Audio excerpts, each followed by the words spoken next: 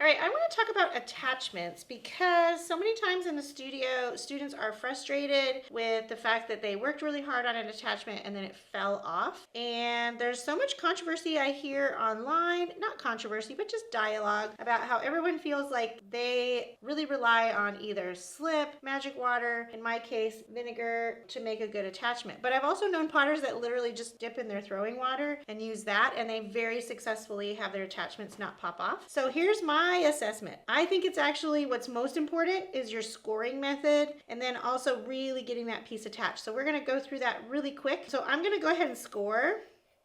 So this is my handle. It's not a pretty one, you guys. I just made it really quick just to put on this piece for this demonstration. Let's see, where's the bottom going to go? Right here. Okay, so I'm going to go ahead and score pretty deep. Notice that I'm not There's these scoring tools out there that you can buy on Amazon that have really flimsy little points on it's like basically this is like a needle tool with lots of needles, but you want it stiff. Don't use those flimsy ones because they don't go deep enough. So this goes pretty deep, and I'm going to go ahead and add some more vinegar.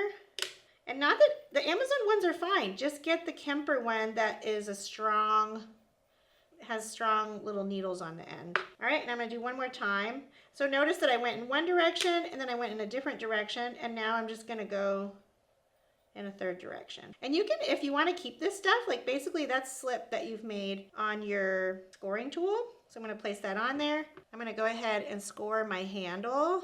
I feel like this scoring is a little less important. Scoring on your pot is the most important. All right, so now I'm going to support behind here, and I'm going to place my handle on there. It looks like this is going to be crooked if I attach it where I scored, but I'm going to basically take this and I'm pushing in and rubbing back and forth. And I don't know if you can see that, but there is vinegar that has snuck out of that attachment point, and that means I'm doing a good job of really pushing this on there. Sometimes I notice people will just place their handle on and then blend it, and sometimes that works, but a lot of times it doesn't. So you want to make sure.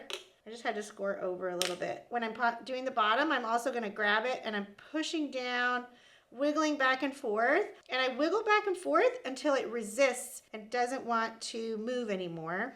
Then you know you have a good attachment. And then you can do all of this like fussy blending and all of that. The blending makes it pretty. The pressing it on, the scoring and vinegar or whatever you're using and sort of pushing back and forth, see this doesn't even want to move anymore, is what makes that attachment strong. So let's make strong attachments on our mugs.